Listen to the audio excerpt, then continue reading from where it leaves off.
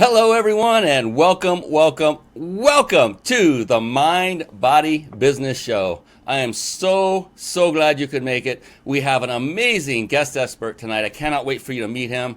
He's got one of the most incredible business models I've ever seen that has crushed it as far as success. And those are the kind of people I love to have on my show, are those who have achieved a high level of success.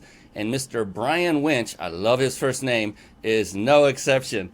So Mind Body Business Show, what is that all about? Real quickly, what I found by focusing on and following successful people is that patterns started to develop that I noticed of these people that were crushing it, like Mr. Winch. And three of them were mindset is really what that means. And most successful people that I have run into have crushed it when it comes to developing a rock solid, powerful, and positive mindset, and most often from the subconscious level. And then body, what is that? Well, it's exactly what it says. It's those that take care of themselves, that get outside and move, that feed themselves with nurturing food and liquid and nourishment, because the mind and body are a team. And I like to say, even more importantly, the mind and body are your team. So imagine if any one member of a team is not operating at peak level, then the team as a whole suffers. So it's important to have both mind and body operating at a top or peak level, I like to call it, of performance, hence the name of the company. And then there's business, another third pattern of successful people. And business is multifaceted. It entails many skill sets like sales, team building, marketing, systematizing, leadership. It goes on and on. And what I found is successful people have mastered all three of these areas. Doesn't mean they've mastered every absolute single item in there themselves. It does not, because we are human beings and we only have so much bandwidth to go around. Those that are successful will delegate out those things that the skill sets just aren't in their repertoire, if that makes sense. Learn them if you can, but if it's just not for you, then delegate them out. And that's what I found that most successful people do. They follow or have those three patterns. I call them the three pillars to success. And that's what this show is about. And I bring on incredible guest experts like Brian Winch, who's coming on very soon, I promise. And we discuss and get deep into what makes these individuals so successful. And so I'm excited for you, the listener, the viewer. You get to be able to take notes, and all you have to do is model. That's it. All you have to do is model successful people like Brian Winch. All you have to do is take notes and then do what he does. And we're going to find out exactly what that is and how he has achieved his stellar success in just a moment. Speaking of success, one of the other traits of highly successful people is they are avid readers, and they love to read books, and really books that are on business and pertinent to advancing themselves either in business or in personal lives. And on that end, we're going to segue into a little section I appropriately call bookmarks.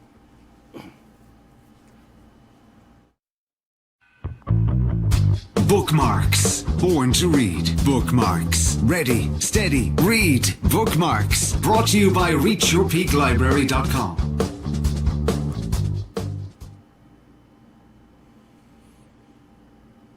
Yes, ReachYourPeakLibrary.com. And by the way, quick reminder for those of you watching and listening, whether you're live or recorded, resist the temptation to actually go and look into websites or any of the resources that either I or the other Brian give you during the show. Instead, take out a notepad and a piece of paper and a pen, or whatever your favorite method for taking notes is, and take notes. Write it down, so then you can stay with us throughout the entire show and just visit those resources after the show is over. Because here's the thing, the magic happens in the room. That's an old saying, and it truly is, it's truth. As long as you maybe think you're still paying attention while you're looking at another site, but you're not really fully engaged. And I would really not like for you to miss one nugget of information that Brian Winch is going to bring tonight. So please stay with us throughout. ReachYourPeakLibrary.com. That is a website I literally assembled and put together for you, the entrepreneur, the business person, or the person that's wanting to be a successful entrepreneur. And these are books that I personally have read, every single one of them, and I vetted them, meaning they have actually had positive impact on me in one way or another, some more than others, some less than others, but all of these have had a positive impact on me in my growth in my entrepreneur journey. And if it didn't have it, it doesn't show up on this list. I've read quite a few more that are in this list that didn't make the grade. And so these are here for you. If you haven't started reading, here's a great list to start with, so you won't have to guess and say, well, at least I know one successful person who has read all these books. Just pick the first one that jumps out at you. Whatever looks great. You don't need to scroll through the whole list and then go back and forth and try to figure out paralysis by analysis. Grab one, read it, and get moving, and then read the next one, and then move to the next one. So it's a phenomenal resource, and I found that many, many successful people, that is one of the ways they got started, number one. And number two is a huge way that they continue to grow and build and scale their business by reading very pertinent books on the topic. Speaking of very successful people, it's that time. I'm not going to mess around anymore. It's time to bring on the man, the myth, the legend himself. And let's do that right now, shall we? Yes, I say let's shall. Here we go. It's time for the Guest Expert Spotlight. Savvy, skillful, professional, adept, trained, big league, qualified. And there he is, ladies and gentlemen, the man, the myth, the legend, Mr. Brian Winch. How are you doing, my friend? So great to have you on the show. Not bad, Brian. It's great to be here. I like the way you spell your name. It's the right way. Yeah, we were having a nice discussion about that right before we went live. And, you know, we get asked a lot, both Brian and I each get asked, how do you spell your name? And he has an answer and I have an answer. And mine's a little bit more coy. I just say, I just spell it correctly. With an I. Anyway, let's get into this. Actually, before we get going and before I formally introduce you, Brian, I want to remind the viewers that are watching live that if you hang on to the very end of this show, you will get an opportunity to win a 5-night stay at a luxury resort in Mexico, and it's a 5-star luxury resort. Compliments of powertexting.com. Write that one down as well on your notes. Don't go to the website. Write it down. Powertexting.com, phenomenal resource. And we give one of these trips away every single show. So don't go anywhere. Stay on till the very end. Now let's bring on this gentleman to my left, to your right on the screen. Brian Winch is the author of Cleanlots, America's Simplest Business. Brian has been involved in all aspects of the parking lot litter removal business since 1981. Goodness, that's a year before I graduated high school. That is awesome. He can show you how to start and operate a green-based business from home and make money from a simple service that's almost as easy to do as going for a walk. Oh, that is so true. And we're going to get deeper into this business model. It truly is really simple. And it's very successful, and there's a great theme with this, is to keep your business as simple as you possibly can throughout each stage of your business. That is what Brian has done. And so, Brian, again, thank you for coming on. Love that you are spending your time with us, with our listeners. And it's a great little backstory to say, you know, you've got this business called Cleanlots, that you literally do it through litter removal in parking lots, and that's true. And what I like to do is dive a little deeper with each person that comes on the show, Brian, and that is to find out really what makes what makes it work up here in the mind to begin with. And so, you know, it takes a lot to keep a positive mindset, to keep going and sustain it on a regular basis. So for you, like when you start your day, and you know the day's coming, you're waking up and the sun's up and you're coming to and you're realizing, okay, another day, and you have that drive, you have that desire, you have that push. For you, how do you create a positive mindset, but more importantly, how do you maintain it throughout every single day since 1981? Well, I plan my day. I think it's important that people plan their week, plan their days, have a business plan, if you will, and you always want to be moving forward. And if you break it down into little chunks, and have a focus on what you want to get done any specific day or that week. Then, and when you accomplish those little small goals, then you have the feeling of accomplishment, and then that leaves you with that positive experience and feeling, and you're able to continue moving forward. Perfect. Yeah. I mean, we as humans, we love to complete things. There's nothing that gives us more gratification than finishing, right? And so that's great advice already right off the bat. I hope you're writing notes that are watching and listening. I literally am myself. I've already started writing notes. I do this every show. So you have no excuse if you're watching and listening and you're not writing notes. Get busy. Start writing. Because what he just said is it is already a golden nugget. And that is, break down your tasks into small chunks. And then with each one that you get to cross off, that's like a miniature victory. And it keeps you propelling, your I'm trying to think of the word, your momentum is going forward for the rest of the day as you knock out each smaller chunk. And of course, each smaller chunk adds up to the bigger chunk, which is the main goal of the day, to get knocked out. So great advice right off the bat. And I know that may sound simple to a lot of people. Guess what?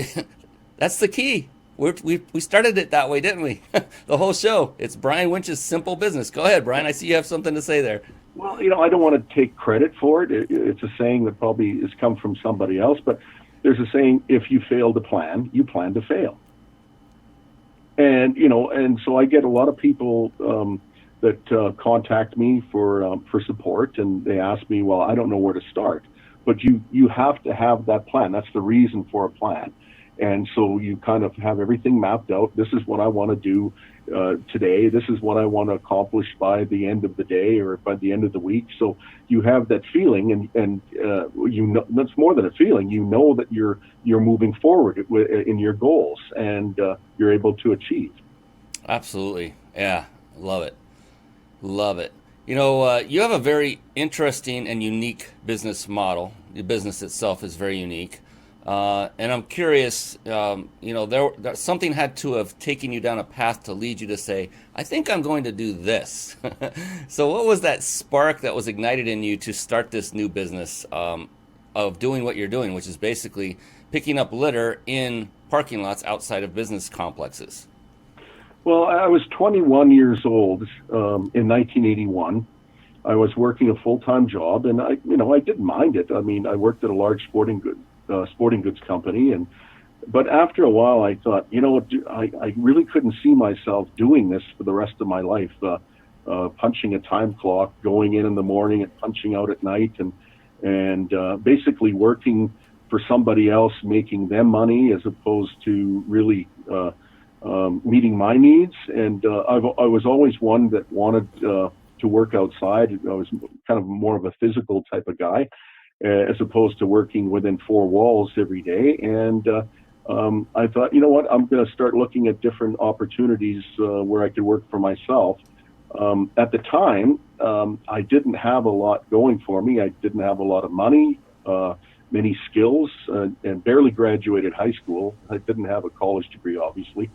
So I was kind of limited, but I looked at a number of different opportunities, and I thought the easiest might be starting some sort of service business, or maybe even a cleaning business. I mean, fortunes have been made cleaning up, doing cleaning for other people, simply for the reason that a lot of people don't want to clean up after others.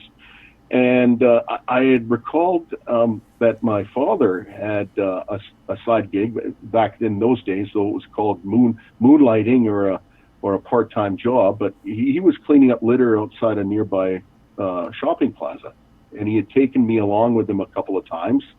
And I thought, wow, this is easy work. It's almost like getting paid for going for a walk. And I thought, what, maybe there's something to this. And I started to test the market for that. And lo and behold, after a little bit of marketing, I found there was a need for it. And that's how I got involved into the business, and I've been doing it ever since. Yeah, it's remarkable just how simple it is. And I don't want to make it sound like there's no work involved and it's that simple. I mean, there are other things that go on besides having to take a stroll in the parking lot. And as an entrepreneur, I get that. The marketing, you mentioned it. We'll touch on that in a little while. There are other facets to businesses. It's simple doesn't necessarily mean it's always easy. But the thing is, the simpler you can make it, the better. Those of you that are either in a business now or thinking of starting one, the more you can simplify it, the easier it will be to achieve that level of success you desire, like Mr. Winch has done. And, we talked about mindset, talked about body. You're obviously taking care of the body by walking every single day in your business, if you are still doing that yourself or if that's all been scaled out. But the beautiful thing is your entire crew is going to have that going for them. They're going to get the exercise, the fresh air, etc., and that's a great thing. But then there's the business, right? There's so many, like I said earlier, so many facets to it. There's so many skill sets that one needs to learn to take their business to continue to improve it and grow it. And if you were to be able to nail down just three top skills needed to be a successful entrepreneur, what would those three be, now knowing what you know today? Well, when I started, like I mentioned before, I didn't have really many skills. So what I brought to the table were really, I call traits. And I think whatever business, whatever side hustle you're starting, you need to have passion, persistence, and patience. And I think that those are the main reasons for my success. That's what I was able to bring. You can learn skills. You're always learning new skills. And you find different ways, whether it's reading books or taking courses. And back then, before the internet and it was a different time and a different day, and I would get more books. But nowadays, it's much easier. People can take online courses. The information is far more readily available, and you can learn so many things, and you can also farm out the work. You can't do everything, but it's good to have a basic understanding of different subjects in order to run your business. And I love the three P's there, and they seem to go very well together. Passion. I mean, if you don't have passion for what you do, it's going to make your days very long, and it will not be something you'll be looking forward to every morning, getting up with that positive mindset and the drive. It will really be difficult to do that. So very important. I agree with that wholeheartedly. And I love the second one. I think that's one of the biggest is persistence. And that's one of the areas where so many people, I know personally, who give up too soon. It takes persistence, and it takes a thick skin. I think the third one, was it patience? Is that what you said? Yeah. Patience, persistence. Yeah, and those go hand in hand. I mean, you got to be patient in order to have persistence, and you need to have persistence, and that builds patience as well. And they're so absolutely necessary. And, we live in a immediate gratification society where everything is instant now, right? You got instant coffee. You can almost instant get your phone out and you got a car coming to pick you up, right? I mean, everything's instant, and we get used to that, and we lose sight of the importance of persistence and hard work and time to make something that's really worth it to work. Would you agree with that? Exactly, 100%. And people need to understand things don't always happen when you want them to. If you're prospecting and you submit estimates, it takes a while for people to get back to you. You have to understand they have issues to deal with. They have to get permission maybe or approval. They have to check their budgets, whether there's money for the service, when they can bring you in, if they need to give a certain notice to another customer in order to bring you in. This takes some weeks, and it doesn't necessarily happen in the first week or 2 weeks where bang you're gonna pick up a contract. And in some cases, I've been doing this for so many years. It can take months, from your initial contact, and somebody out of the blue contacts you and says, hey, Brian, I'm ready to initiate service at this property now. And that's where the patience comes in. You need to be persistent, but you have to understand when to back off. You don't want to be a pain in the butt, but you need to make sure your prospects are aware that you're still interested in what you can do, what value you can bring to them. And at some point, you'll be rewarded for that. That is so spot on, Brian. I'm literally going through those phases at this very moment with 2 consulting gigs I'm working on, and it takes everything you just said: patience, persistence. It also, like you said, without being a pain in the rear, there is that art. I call that an art, is knowing when to let off the gas pedal, right, and not bug them to the point where they get so tired of hearing about you. It's like, you know what? I don't want to do this anymore. Go away. That's right. And it just happened, and I'm in the process of doing one of those things. And yeah, it can, patience goes both ways. Both sides require the patience. So that requires sometimes a skill set on our end to better communicate and give them what I like to call the expectations. What are the expectations going in? And I like to know what their expectations are both ways. And that kind of cleans the slate, and you can go smoother. And still, there are times where I sense impatience on the other end. I'm like, I totally appreciate it. I know we want to get moving quickly. Here's the thing. I really need X, Y, and Z. I need that nailed down before I can properly address and do the best job I can for you, because it would be a disservice if I didn't do that first, kind of thing. One of those kind of conversations. So I love that you said it. Just brought up all this thoughts in my mind of what I'm going through at this very moment through this phase of these two companies I'm working with. So appreciate that very much. And I'm curious, I'm really curious, Brian. I remember I've done some research, I've read, and I think it was on videos, that you seem to target, like, what did I say earlier? It's like business parks, I guess, as one of your customer bases. But who do you target as a customer base for what you do? Like, who do you serve? Well, we service commercial properties that are managed by real estate or property management companies. Ah. So it could be strip plazas, shopping plazas, small office buildings, industrial properties. Any of those actually are great markets. Even some standalone businesses like dollar stores or, Costco's, et cetera, Walmart's. Any commercial property with a parking lot is a good candidate for our service. Yeah, I love that. And if it's like an entire like strip mall or something like that, you can probably get a bigger contract for one parking lot that's just around than all of these respective businesses. It seems like that would be an easier way to scale than going onesie twosie, but you can still serve those as well. And that sounds great. Yeah, well, we don't serve the single businesses, if you will, in a shopping center. They're all tenants of a property, and they all pay into common area maintenance, whether it be landscaping, snow removal, and that includes litter pick as well.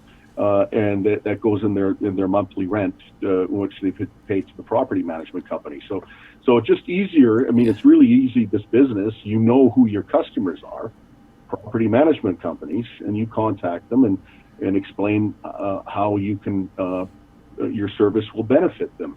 And it's as simple as that, really. I love that. And that does simplify it even more. Now you're dealing with one point of contact versus 10, 15, 20, however many are in that complex. That's the beauty of it, and additional simplicity of it. So the business itself is very simple, which I love. You go and you clean up litter. You pick it up. You don't have to touch it. I've seen the videos. You've got all the great tools for it. And then you only have to deal with one customer per property. I would imagine most often that makes it even simpler. So here's one thing that always arouses my curiosity, Brian, and that's with every one of the people I've interviewed, including yourself, successful entrepreneurs. There are so many different ways to market a business. I mean, it's just another multifaceted area within and under the business umbrella. And I'm always curious, and I ask a similar question of each who come on. For you particularly, what have you found over the years to be your go-to, your number one, maybe two or three forms of marketing that have really helped you to grow your business and expand it the way you've wanted to? Well, one thing that really hasn't changed over the decades is the cold calling. Wow. And so I just contact real estate management companies and ask who the contact person is, who deals with litter control or litter pick. And once I find that person, I contact them and ask them, I'd like to send them some information about how my service can benefit them, and they can save money and get cleaner properties. And it all starts from there, and the whole conversation starts from there.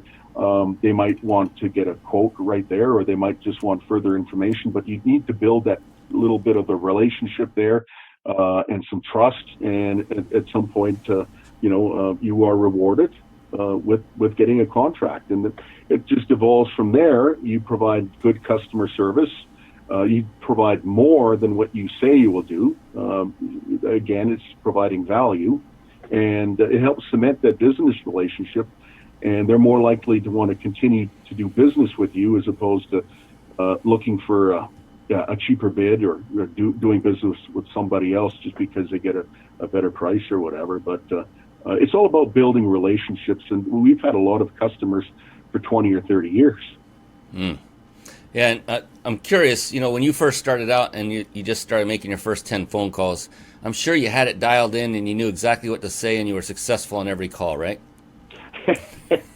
I wish. So, like I said, when I started, it was all trial and error. I mean, I was learning from the school of hard knocks, what to say, what I shouldn't say.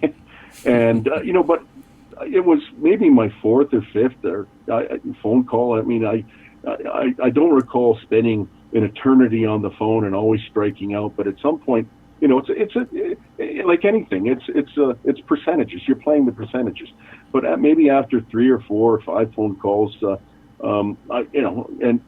maybe it's luck, but luck happens. You make your luck, and at one point, a person said, "You know what? It's just funny you contacted me because I was just thinking."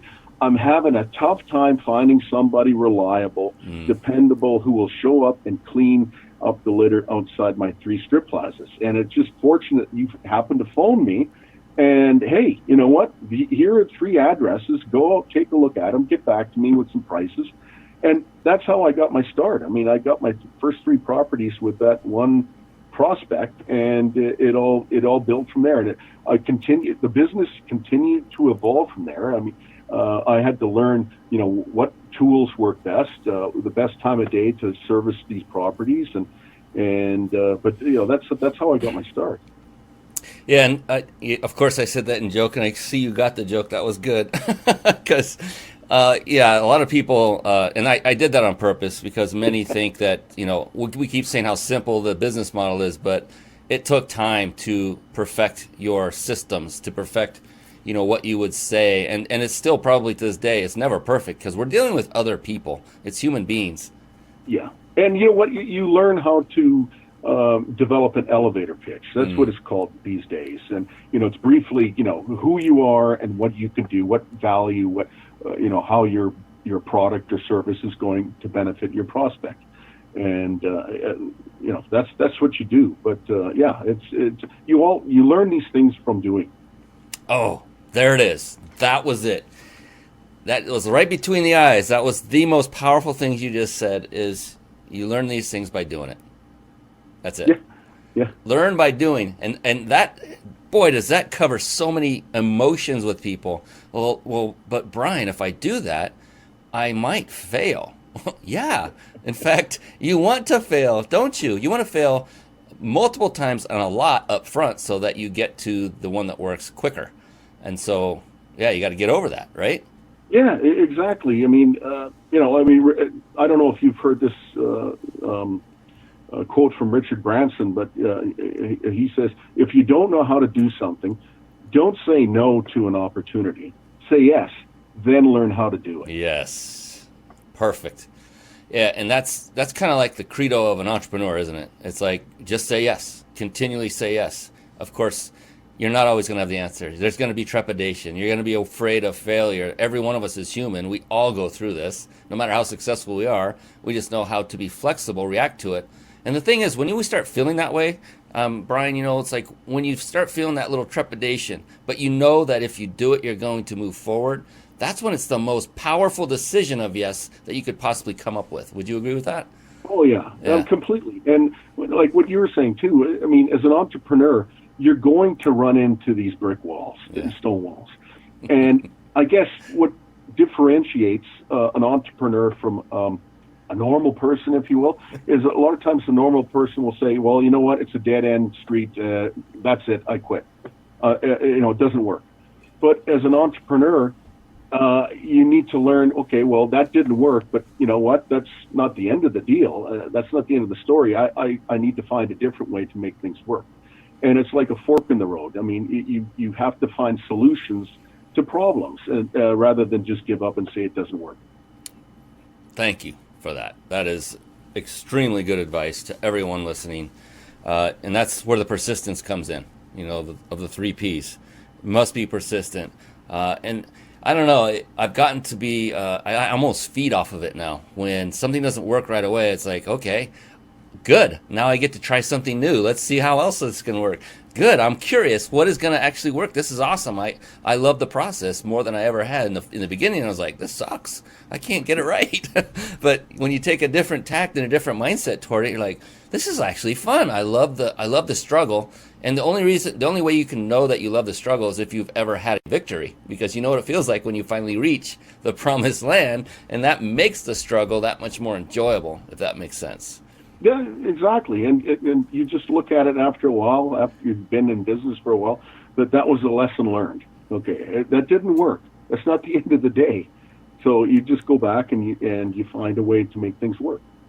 Yeah, and I really also especially loved how you said one of the most important parts, your successful form of marketing is by way of building a relationship, which seems to be something that is not too often executed anymore. I hear it talked about a lot, and it's doing it with integrity and character. Like I was just looking right before we got on this show, and Brian knows this because I said it. I said, I got a message from somebody on Facebook, and I didn't even know who that person was, and it was already asking me to get on the phone with them. I'm like, I don't even know who you are. That's not the right way to introduce yourself. There's better ways, and that's that's skills around building relationships. So it takes time, and it takes trial and error. In that case, that was an error, and I'm not going to spend much more time looking at that, and I won't look at it again. And if that person is persistent and continues to message me, but with a relationship motive, more than just let's talk on the phone. I just want to suck you of your time and talk about something. I don't even know what it's about. Pre-frame it. Let us know why you want to reach out. Give us a reason to say yes, versus just say, hey, I get. How many of those do I get? I don't know if you're on social media much, Brian, but I get these that just come out of nowhere and say, how are you doing? I'm like, I don't know who you are. How did you even find me? And why would I even respond to that? Because this is going to go down a rabbit hole real quick. So it's interesting. So there's a skill toward all that to say, building relationships. And another part I love that you said, Brian, which also I see it in other entrepreneurs and business owners is, they want to over-deliver because, if you promise something and you give even more than you promised, like you said, you've had businesses for over 20 years, clients, that's why. Because you over-deliver. You gave them what they needed plus some. Well, when you communicate with them, you build that relationship up. It's not just a business relationship. After a while, it's more of a personal relationship. And they know that you care about their property because you're informing them. I'll back up a bit. Anybody can clean. Anybody can clean up litter from a parking lot. But if you go one step further and observe certain things when you're at the property, maybe somebody has tagged the wall with graffiti or dumped a sofa at the back of the building or run over a stop sign or some lights are burnt out, it doesn't take much effort to contact your customer and let them know about this stuff.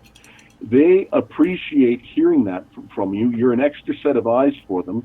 And like I said, it helps cement that relationship with that client. And after all, I mean, your best source of additional business is more likely to come from your existing clients than it is from a new one. That's not to say that he shouldn't, develop as many clients as you can, but it just makes more sense to to keep your existing customers happy, because you'll know at the end of the day, over a number of years, they're going to send more and more business your way. And it doesn't take that much more effort from you other than staying in contact with them. Wow, that rung true big time. I used to be involved in network marketing a long time ago. I actually used to co-own a network marketing company myself. And I recall those that were like the big mega recruiters, the ones making the big bucks within the organization. All too often, they reached that status because they did not take care of those who they recruited. They just went to the next new client, i.e., another recruit. And I saw it time and again that their foundation, their organization would crumble over time because they kept going to that person for assistance to help them to crush it like he was or she, and then it's like, well, I don't have time. I need to go recruit more people. I was like, wait, spend the time with the people that are your customers now. That's where you're saying, Brian, is concentrate on those you currently have versus, and it doesn't mean neglect looking for new business, like you already said as well, Brian, but it's the concentration of your time, your prioritization should be on your existing customer base. And we're talking to a gentleman who knows from experience, who's teaching us after 20-some years of several clients who have stuck with him because of that very reason. And I'm sure those 20-year clients are referring people left and right during that 20-year time span as well, because he has exceeded their expectations. That's right. I mean, we'll get phone calls from somebody who was asking for a quote, and either they will tell us or we'll ask them, well, who referred you? And that's exactly what it is, referral. And so that's key to any business, is getting referrals, and it all comes from customer service. And it's a no-brainer as far as I'm concerned. It doesn't take a lot of effort to do that, but it's amazing to me how many businesses don't do it. And maybe it's their employees, their workers, they have the attitude that, you know what, I'm just here to clean. That's not my job. I'm not going to do it. But, like I say, it's something that's very simple to me to understand, and that's a key to anyone's success, whatever business they're in. You just hit another phenomenal point, Brian. It's so funny saying my name all the time, but it's a great point was the importance of referrals. Thank you. That's like one of the biggest marketing I shouldn't say it's misunderstood. It's underutilized. Let me put it that way. Of most people I met. In fact, I've actually spoken with business owners and asked them, like, if you have an affiliate program, that's a referral type of a machine that you can use for specifically if you're online, or it doesn't have to be online, a referral business, affiliate, referral, same thing. And oftentimes they'll say, well, Brian, I'm working on getting new customers. And I was like, exactly. So I have a resource for you. I can help you set up an affiliate program. No, I don't have time for that. I'm working on, like, wait, can we talk about this again? These are existing customers. They have, there's more. So here's the thing. I'm talking to you, Brian, right now. If you were to come out here on this show and you were by yourself, a talking head, and saying, my name is Brian Winch, I have Cleanlots. This is my business, and I help clean parking lots, and this is what I do, and you should hire me. Is it more powerful for people to hear from that, or is it more powerful from someone else, i.e. an interviewer or someone asking questions saying, you should hire this guy, and let me tell you why? Which one is more powerful? It's obviously secondhand. It's one, degree removed. And that's why it's so powerful. It's like, my gosh, people, I want to just like knock on their heads, like, come on, wake up, get going with an affiliate program, get some kind of referral-based program working, because you already have a client base. Use that to your benefit. Give them a little reward maybe for referring people, and your company will explode. Go ahead. Well, that exactly, and especially nowadays with social media. And a lot of people, before they even bother checking out a new restaurant, will go see the restaurant reviews. Yes. Are they good?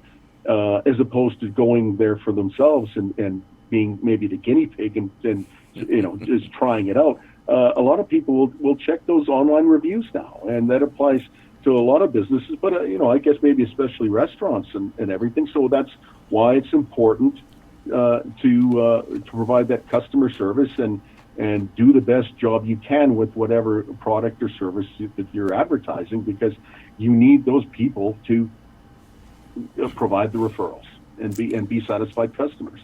Another perfect example right there. I mean, have good social proof out there. Make sure you're over delivering so that you're getting those 5-star ratings, regardless of what kind of business you have. Get listed on Yelp. Get listed on all of the online avenues where people go to look for you, because that's spot on. Restaurants is one of the greatest examples, because every time I travel, I'll look up restaurants near me, and as I'm scrolling, I'm looking at the ratings. Well, I don't want that one. That's only 2 out of 5. Or if they have those dollar signs and it's like 10 of them across the screen instead of 1 or 2, and I wanted to get a quick lunch instead of a beautiful, luxurious meal. But those help. And how you show up in your business and how you treat your customers, and how you go about it. Like, I can't imagine, Brian, how many times you were in a parking lot and you felt that no one was watching, and you could take a shortcut if you wanted because no one's seeing it. It's like, that piece of paper, if I left it there, they wouldn't even know, right? Oh. They wouldn't know. They're not tracking every piece of paper. Believe me, they'll know. It's amazing how many properties have video surveillance. The building operators are out checking the properties. Then you've got the storekeepers that are paying for these services. If they feel that the same coffee cup has been sitting in front of their parking stall for 2 or 3 days, you'll hear about it. But going back to social media, it's amazing to me how many businesses will go to the expense and time developing a website, but they can't be bothered to do what some of the free things are, and that's claiming your free Google My Business listing. And I mentioned Google because it's the biggest search engine, but any of the other search engines have very similar deals or listings. But if it doesn't matter what business that you're providing, if you claim your free Google My Business listing, you're going to show up in the search engine. If your prospects are looking for a service or product that you're selling, you're going to show up, and it doesn't cost you anything. But like I said, it's amazing to me how many businesses don't claim it for whatever reason. And that's a valuable free tip right there for many people. And literally go to Google and type in Google My Business Listing, and you'll be able to do what he just said and actually enter your information. And that's fantastic because, like you said, it costs nothing. Same with like Yelp. It doesn't cost a thing. Go enter your information. Yelp is highly used. I see colleagues of mine using it, and then I started using it because I'm like, what's that? Oh, hey, that's a good way to find out if a restaurant's good, if a business is good. That's fantastic. So we all know that it's being an entrepreneur is like probably the easiest thing on earth, right? So yes, I'm seeing that again, tongue in cheek, and your reaction is perfect. But knowing that, and now where you are today with the level of success you've had, let's take it on the positive spin side. What would you say has been your favorite aspect of being an entrepreneur? I think the freedom. I wouldn't say freedom from bosses because if you're an entrepreneur, your boss are your customers, your clients. But it's just the freedom of being able to work your own hours as much as you can, and not necessarily working the 9 to 5 routine. You've got more flexibility, and I just enjoy the freedom of working for myself. Yeah, when the rubber meets the road, you're answering to yourself. And I love that you're the second one I've heard say this on my show about, you're not actually removing a boss, you're gaining many. For those of you that are looking to separate from having a boss, maybe entrepreneurship isn't quite the road you wanted to take.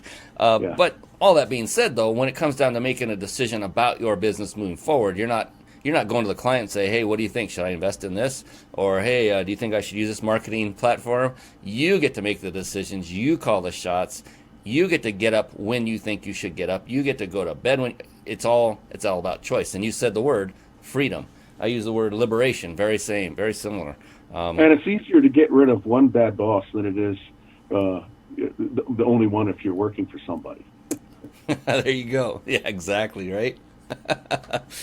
In our lives, I mean, I've had lots of people that that have stuck out to me, that have given me, I don't know, bits of inspiration that help me to motivate myself moving forward. Some that I've met and worked with personally. I have a mentor who I was telling you about before the show, Brian, that I learned a lot from, and I still to this day model a lot of what I learned from him. Some have get inspiration from authors that may not be longer, may no longer be with us. I'm just curious, and so it can go all over. It could be family, it could be genealogical up into grandparents and above. For you, if you were to choose one person when it comes to your business and how you've gone about it and the success you've achieved as a result, is there one person that comes to mind that you would call or claim to be your greatest inspiration? Well, it would have to be more than one. It would be my parents. Because, I grew up in a family of working poor, blue collar. Neither of my parents graduated high school. They had blue collar jobs. My dad was a janitor, and he always had to do these jobs on the side, part-time employment, whether it was cleaning up litter from a parking lot or shoveling snow outside a church or whatever the case is. And neither of my parents, I never ever heard them complain. They just did what they had to do, and it instilled a great work ethic with me. And I think that they were my greatest source of inspiration and provided the best examples to me as to what you needed to do to get things done. And it's interesting. That's the second reference now you've made to someone not going to college, at least, and that was yourself and then your parents as well. And here's an interesting pattern I've also seen, Brian, and that is most who have not gone through the full typical 4-year college path or didn't complete it. The mentor I speak of, he dropped out after or during his freshman year and never went back. And what I found is the people that haven't gone through colleges tend to be way more resourceful and get the job done and don't let all of the things that they have been indoctrinated with hold them back. We get these. I went through college and I struggled a long time before I decided it's time to let go of all these preconceived rules that I should be following, because the rules weren't serving me. And if I broke the rules, I'm not hurting anyone. We're not talking about laws or anything like that. It's just things you're told and the ways you're told to go about it. It's all preparing you for corporate life. That's what college typically does.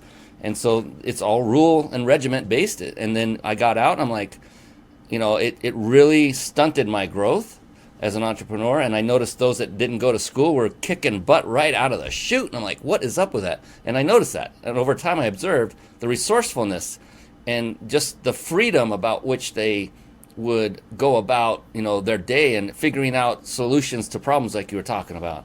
Just amazed me. And I literally, Brian, I became jealous of those who did not go to college. Can you believe that? That's pretty awesome, right? I mean, I was like, I wish I had gone to school now. I'm like, God, man, I learned too much. Well, it is now, especially these days, where that discussion, so with the cost of getting an education, and do you want to go to school for 4 years and then graduate with that much student debt?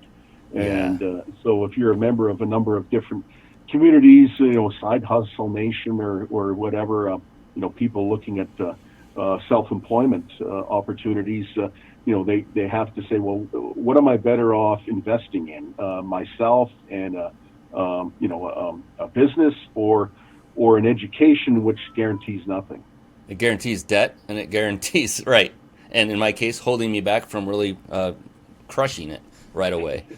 Absolutely. And the interesting thing on that note, I don't want to beat it to death, but it's a great point, is that so I bring on and hire apprentices for my business. I have 4 now. I'm bringing on a 5th very soon, and it's a long story behind it. But what I found is most of the apprentices I'm bringing on are looking for experience in the marketing realm, in the marketing area, which is that's the lifeblood of any business. I think this is awesome. I want marketers that want to learn. And the interesting thing is most of them are graduates of college, some recent, some not so recent. And I always ask them, what are you looking to get out of this, and why? Why are you coming on as an apprentice? And they say, well, I need to learn, I need to get experience. I said, how come? Well, I got my degree, and then I went out looking for a job, and I keep getting turned down. I said, why is that? They said they all want you to have experience. I said, wait, what? Why did we go to school? What did they buy us? In that case, almost zero at that moment. And now they have to take that extra step. I didn't have to do that back in the day. I got straight into it. My resume or my degree was my meal ticket. I did interviews. The first interview I took, I got accepted. I got a high-paying job right out of school. I was in. It's not that way anymore. And schools aren't preparing our kids as well as they're getting better. I will give them kudos. My son is literally going through his last year right now, and they are mandating he actually go through an intern program for a semester. I was like, thank you. That's where he will get the experience he needs if he wants to work for someone else. But it is a missing component in many schools still to this day. And they're always a little bit behind, I've noticed. She's my second child that's just gone through, and first one, same kind of thing. You come, you get a degree, you never end up working in your degree, your field that you've studied. It's just, why go through that pain and suffering and money when if you just come out and be resourceful and crush it with the proper training, on the job training, like from someone like you, Brian, then schooling, I have a whole different view of school that I used to when I came through it, for sure. Yeah, well, they're getting better, especially like you say, the work internship. But the problem with technology and in marketing, it changes so fast. You just wonder what you're studying in school, how out of date the material is. So you have to get out into the real world to begin your learning. So true, and I love that whole concept of internship because there's no better training than on-the-job training. And I get it. There are certain fields that take high tech, take high smarts. Like where if you're going to go into a engineering field and you're going to put rockets out into space, well, you probably need to be pretty good at math, right? And you need that. And schools are great for that. I'm not trying to bash them 100%. I'm just saying when it comes to those who are looking to start their own business, it's a tough road to hoe if that's what you're looking to do, is to go through college to make that happen for you. It's like, I don't know if I'd choose that vehicle if that's what your goal is. So, yeah. Well, you're right. I mean, we need our doctors, lawyers, engineers. Right. You're not going to learn that on the side. But, when it comes to entrepreneurship, I think the best way or the best school is the School of Hard Knocks, and it's from doing. And it's always good to have a background. I mean, don't get me wrong. Yeah, true. In theory, but you're really going to learn the most. You're going to get educated most from actually doing things. Absolutely. And working with mentors, coaches that have been there, done that are successful, like you. That someone says, hey, I want Brian Winch to be my mentor. It's like, yeah, it's probably a good one. I would do that if he's open to doing that and helping you out. For sure. I mean, that's where I've learned the most in my entrepreneur walk is with mentors and coaches. I paid for coaches. I hired them. I hire people or I get mentors who I see have the results that I desire. I'm not just going after, you could be around the water cooler at work and someone's telling you about the hot stock, and then I look at them and going, well, but you're still working. Why is that such a hot stock, right? It's like, how'd that help you? You're still here. I'm not going to follow your advice. You want to follow the advice of those who have the results that you wish to achieve. And so when you get a mentor, learn it, achieve the results they have, now raise the bar and get yet another one. Continually get coaches and mentors to climb the ladder in the way that you want to go. And I learned all this primarily through this one mentor I keep talking about. He's been he's younger than me by a lot, but wise beyond his years. Just amazing guy. And I love him like a brother. All right, so I think, this would be a good time. My God, Brian, we're already 5 minutes out from the end of the show. That is unbelievable. I do want to give you the opportunity, though, to ask yourself a question. In other words, if you were conducting this interview, what question might you ask yourself? I mean, this is dangerous for a host to give up control of their show. I hope you know that, but I'm just having fun. But if you were conducting this interview, what question would you ask yourself, number one? And then number two, how would you answer that question? Okay, well, what type of personality are you? Are you an introvert or an extrovert? And the reason I ask that question, I think a lot of people think that if you're going to be in business or a successful businessman, that you're an extrovert. And I can tell you, I'm an introvert. I've always been an introverted person. But having said that, I don't find it difficult to deal with people or to do the cold calling, to do the sales, because I believe in my service. And I think anybody, salesmen are not born. I think they're made. And if you believe in your product or service and the benefit it provides, it's easy to me to just spread the message. I think that some people are surprised when they learn that I would consider myself an introvert. I love that, because what you just did right there, Brian, you gave a lot of people hope that, that consider themselves also to be introverts. Like, I'm an introvert. How can I be good at sales? Well, you're looking at one on the screen next to me that just said himself that he's an introvert. Yet there was the key right there, that you believed in what you were doing. You believed in the end product. You believed in your service. You believed in yourself, in what you were providing them. You knew it was high integrity, high value. You were going to over deliver. And, it comes down to the point where you take the mindset, and I don't know if this is true of you, Brian, probably is, but it would actually be a disservice if you did not reach out and talk to them, because the service they're getting now is probably subpar. And so if you, Exactly. if you take it and work it that way and realize that you are that important, you have that kind of value, not that you're like this ego important person, but you're important to them based on what you bring, then it could change how you approach your introvertedness towards sales. That's right. If you believe in your product or service, you're going to share how it will benefit. It will make people's lives better. And it's not about your ego. Everyone has the idea or the image of the greasy car salesman or whatever. And, I think most of those, they don't exist anymore. Or they're out of business, but people don't want that experience. People want to deal with somebody on a personal one-to-one basis. They don't want the crap. They just want to know, okay, how is this going to work for me? How can this make my life easier, better? How can it, whatever the case is, and that's all you have to do, I think. Excellent. Oh, such words of wisdom from a very successful individual.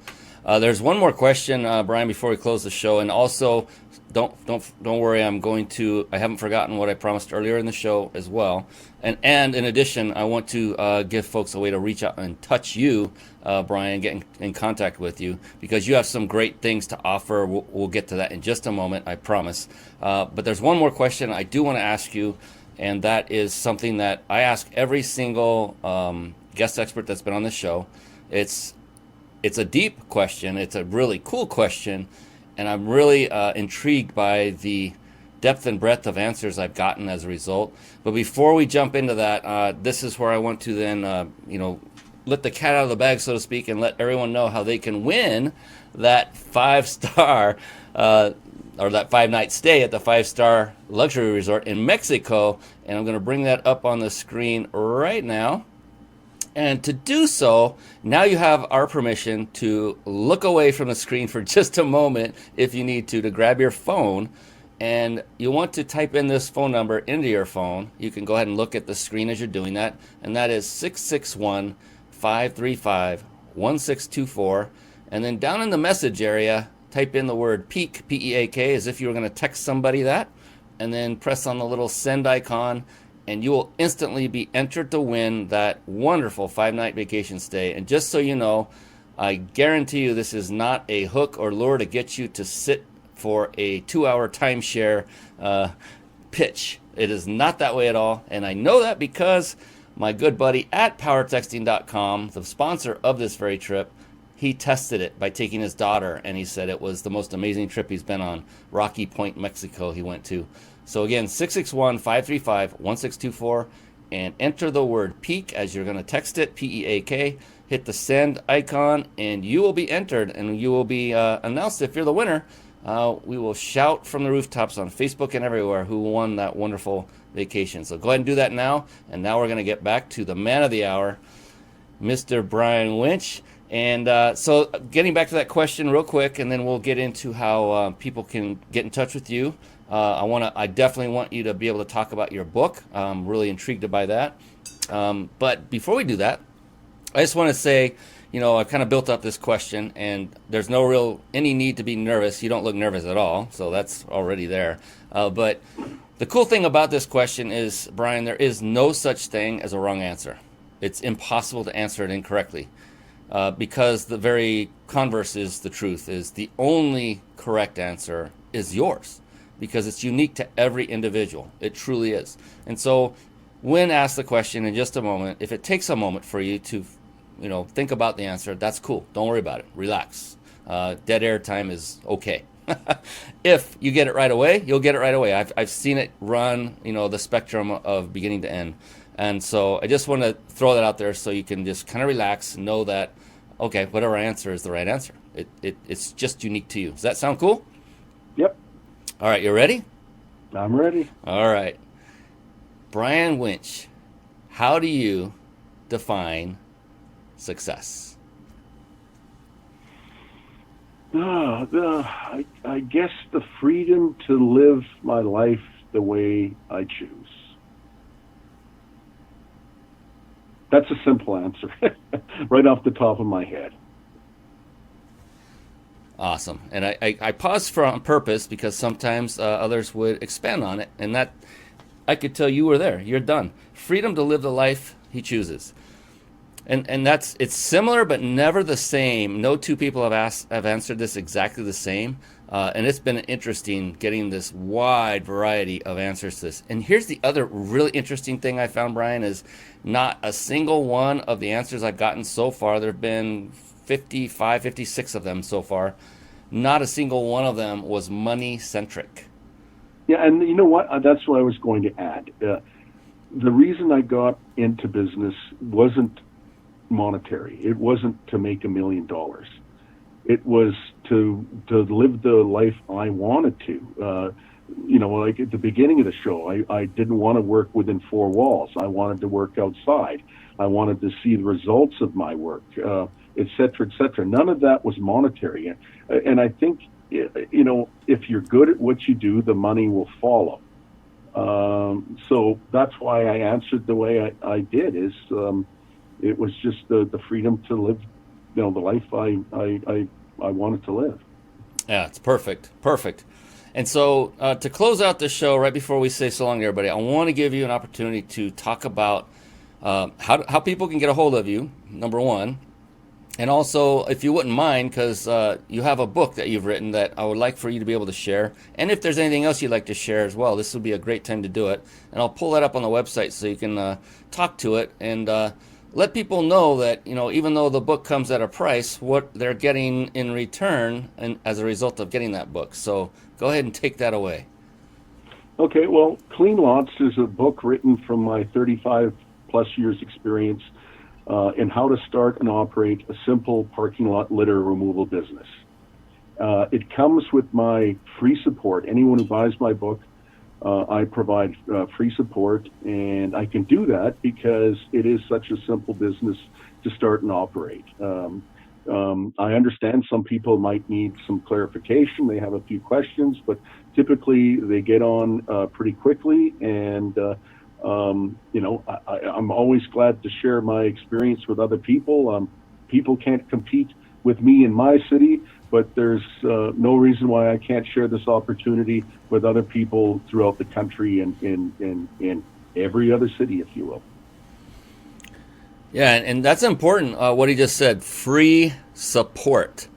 And the reason that's so powerful is because oftentimes with businesses, not with Brian's, but with many businesses, support can be one of the biggest things you need to finance of anything you do in your business. It means you have to put support personnel in place, and they pay them specifically to handle support calls. And so the value here is extreme. Even though it's simple and Brian can handle it, it's still take away a lot of value as a result. Because look, you get the book, he's going to tell you step by step how you can do the same thing, and he will also answer your questions, because you will have questions, there's no doubt.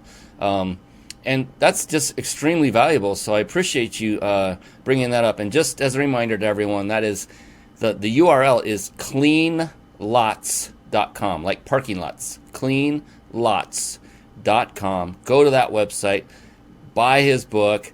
I'm sure you're going to learn more than just how to develop and start a litter removal business. You could probably tell by listening to him tonight that he's full of value and wisdom that can help you also in any kind of related business that's very close to it. But be sure to, approach him with integrity. And when you do and you ask for support, make sure it is in alignment with what's in the book and a litter removal business. But establish that relationship with him. As you know, he just said earlier how important that is. And that's your way to start and practice. He's offered it. It's open. It'll cost you the price of a book. That's it. And then you can be on your way. Who knows? Maybe Brian will be your next mentor if he's open for that. And that would be valuable, because of everything he's achieved and how he's done it. So with that, Brian, I wanted to thank you once again very, very much for spending this time with us. I forgot to mention at the top of the show, he's coming to us all the way from Canada, way up north. And I'm in Southern California, so we're quite a distance apart. I love being able to get to do what I do for that reason. Meet phenomenal people as yourself. And I also want to thank everyone who's been watching and listening, those who are watching and listening live, and those who also watch the live show or the recorded video show, and who listen to the podcast afterward, because it will also be on podcast. But for now, Brian, do you have any parting words for our audience? Well, I guess if you work the business will work for you. Something that simple. Beautiful. How appropriate. Ends with a simple statement for a simple business, very successful business. Brian Winch, thank you once again so very much. I appreciate you. And for everyone watching and listening, I appreciate you as well. That's it for now. We'll see you at the next edition of the Mind Body Business Show. So long and be blessed.